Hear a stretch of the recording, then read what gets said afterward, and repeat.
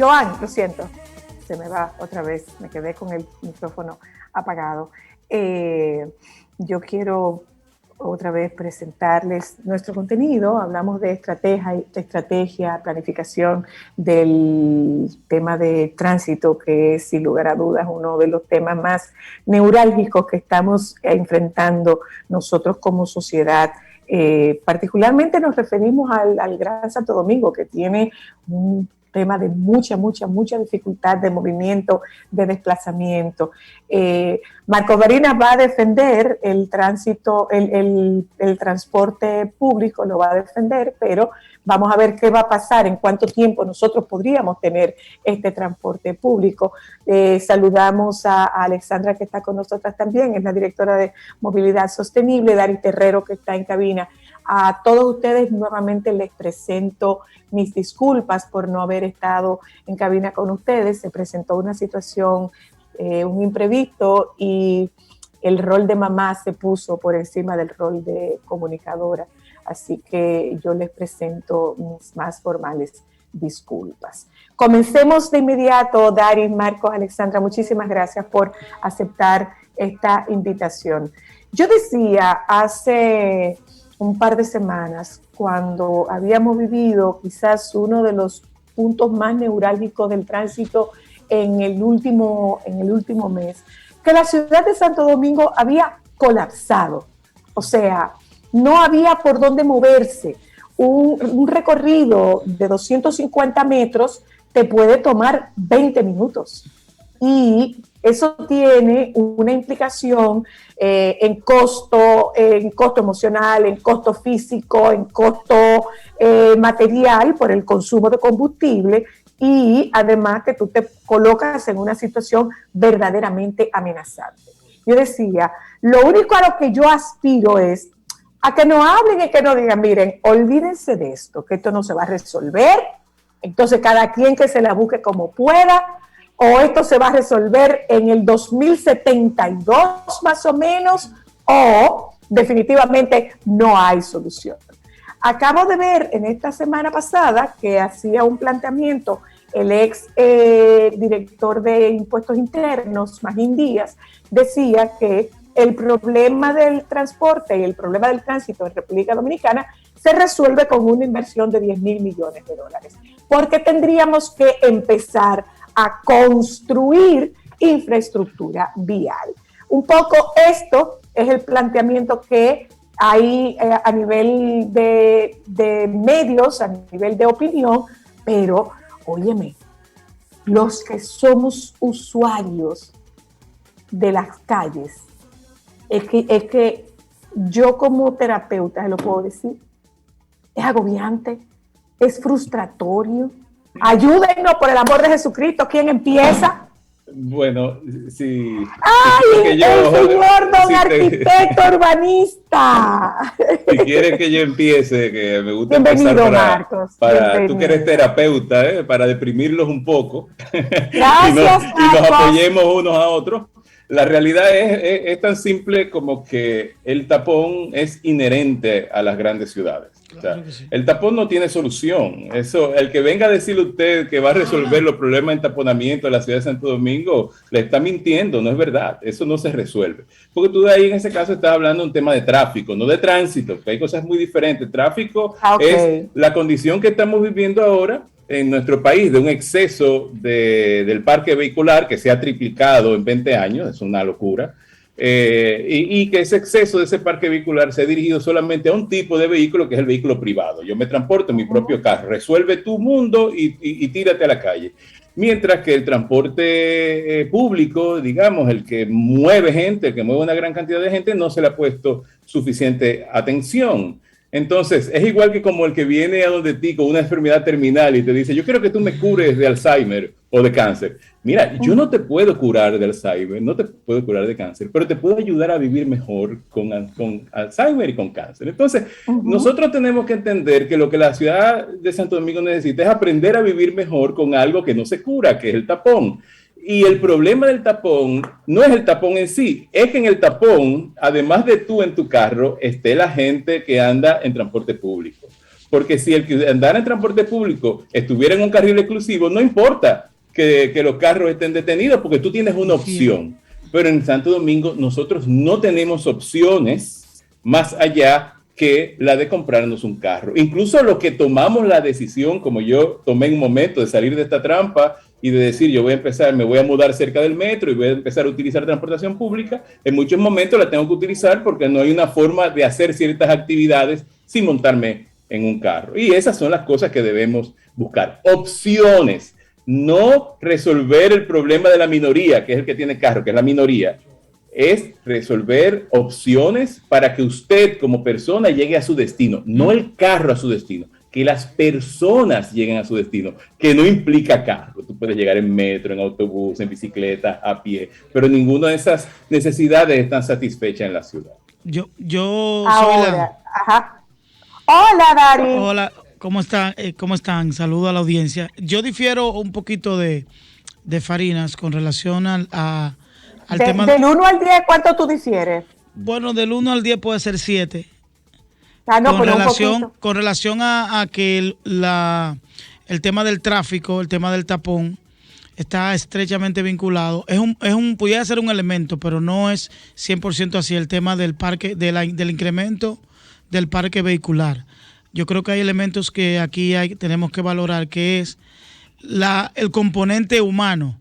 Nosotros queremos atribuir el tema del tapón 100% a que no ha habido políticas que vayan en el orden de una buena administración del tráfico, pero no valoramos qué componente tiene el ciudadano en esta parte. Hay un componente esencial, que el mismo que se queja del tapón es el mismo que lo crea, es el mismo ciudadano, es el mismo conductor que durante un tapón invade un carril de un punto a otro. Pero también hay otro elemento que tenemos que valorar.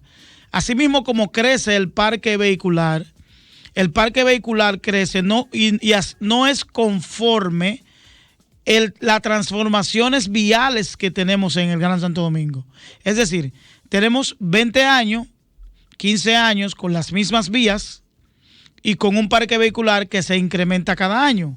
Entonces, si le agregamos componente de educación vial, componente de crecimiento del parque vehicular, no retiro de chatarras o de vehículos que no están en condiciones para transitar, que generan también esa condición de poca fluidez en el tránsito, y eso va estrechamente vinculado a la no aplicación de la norma. Mira,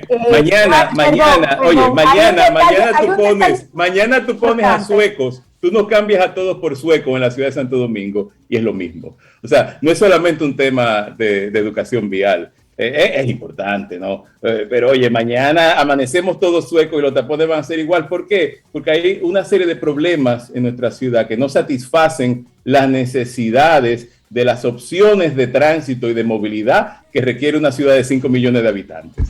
Yo creo que si no se resuelve con educación vial. Yo creo que si ponemos a suecos, eso no es verdad. No, si ponemos a suecos, somos 5 millones de habitantes en la ciudad en el Gran Santo Domingo. Es la ciudad más grande de Centroamérica y el Caribe. Apenas Guatemala se nos acerca.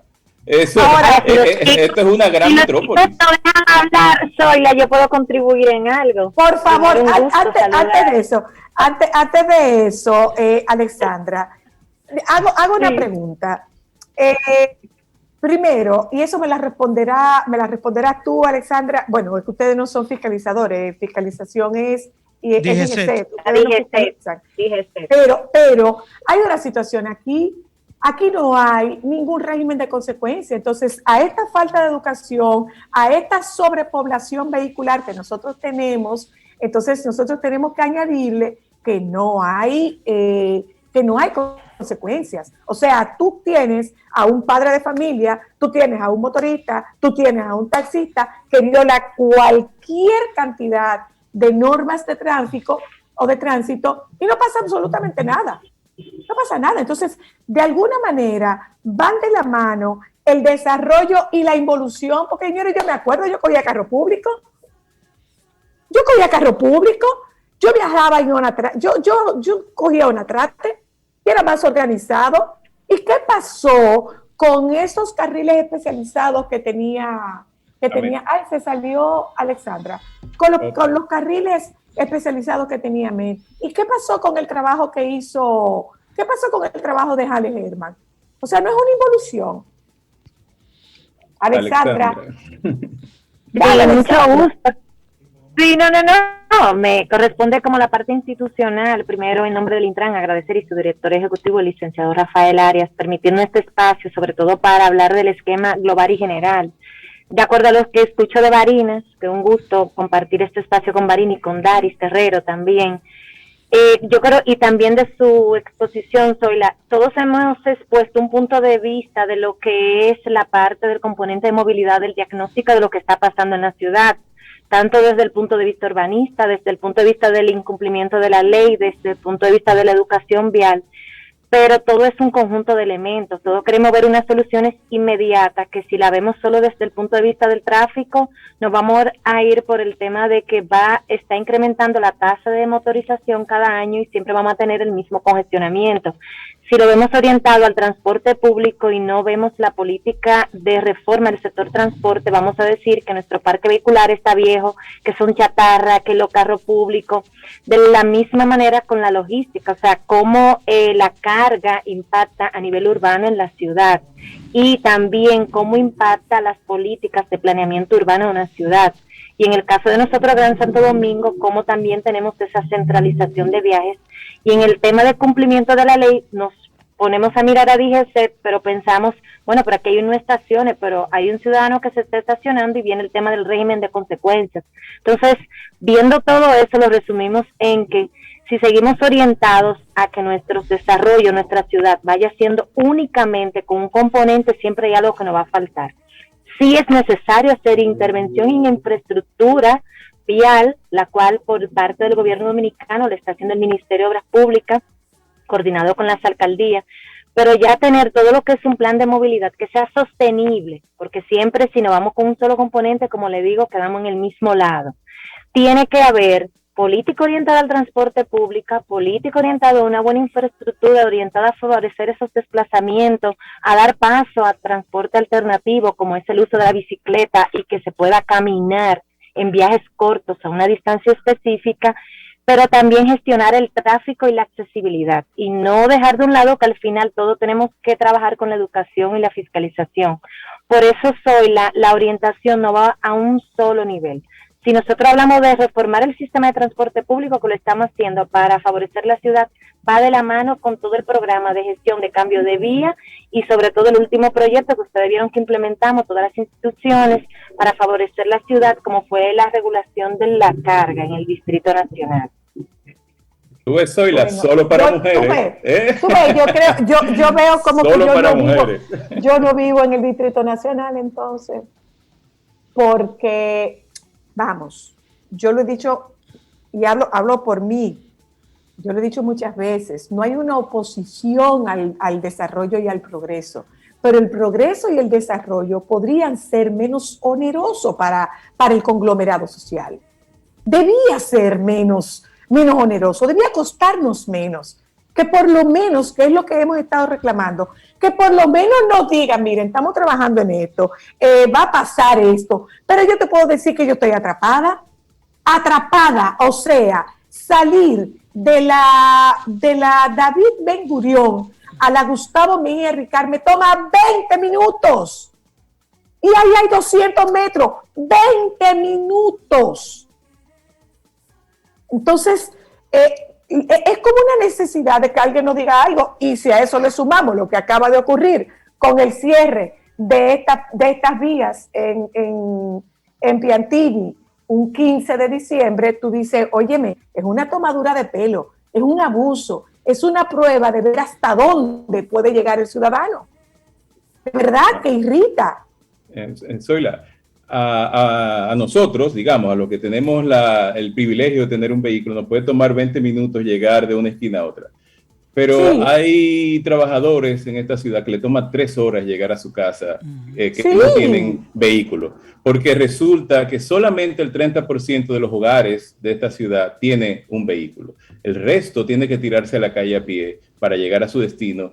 y la mayoría de la gente, tú te le preguntas a la persona que probablemente trabaja en tu casa cómo llega, esa persona se puede tomar 2 horas o hasta 3 horas llegar al lugar. Y esa es la gran mayoría. Entonces es muy importante también que nosotros, los que tenemos los privilegios de estar en el polígono central, entendamos y nos pongamos en los zapatos del otro, ¿no? Y en los zapatos del otro es donde deben de estar dirigidas las verdaderas políticas públicas, ¿no? En mejorar la calidad del acceso y la calidad del transporte que deben de tener la mayoría y los más necesitados, ¿no? Y después entonces están los de los que tenemos carro. Los que tenemos carro, esa es la parte que debería ser más baja de la pirámide. La parte más alta es el peatón, el ciclista, el transporte de pasajeros, el transporte de carga y por último, los carros. Por último, o sea, desafortunadamente es así. Y desafortunadamente eso tenemos que aprender para poder vivir en esta ciudad a futuro y eso nos deben de ofertar las instituciones, los gobiernos que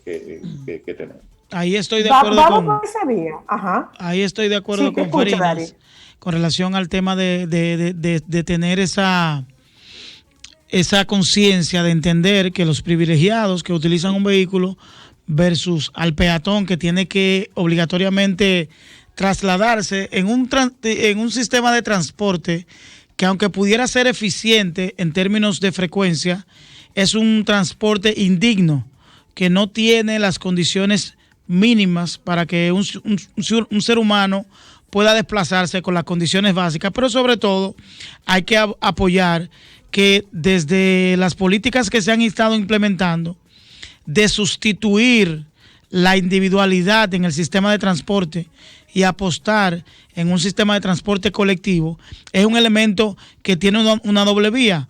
Dignifica y eficientiza el transporte, pero también genera cambios trascendentales en la movilidad, en la circulación, porque retirar, por ejemplo, como el ejercicio que se ha comenzado a hacer desde el corredor de la Núñez de Cáceres, de retirar 90 unidades y esas 90 unidades convertirlas en 30 autobuses, ha disminuido de manera significativa el flujo en esa avenida, pero también ha dignificado y ha aumentado la eficiencia en el sistema de transporte. Si a eso lo llevamos a la Churchill, lo llevamos a la Lincoln, lo llevamos a la Máximo Gómez y lo llevamos a todas las vías donde hay ese impacto del transporte, del componente que tiene el sistema de transporte en la congestión, partiendo de lo que tú hablabas al inicio, Zoila, de que inicialmente nosotros teníamos un esquema de un carril exclusivo para el sistema de transporte público. Hoy lo hemos abandonado. Pero hay una propuesta muy interesante que se ha estado discutiendo. ¿Pero por qué? Espera, déjame ir un momento a publicidad. ¿Por qué lo abandonamos? Si eso nos dio resultado, ¿por qué lo abandonamos? Entonces, yo te explico por qué. Yo te digo, te digo la verdad. Porque las políticas, yo no soy político, yo te digo. Déjame ir a publicidad, ya volvemos.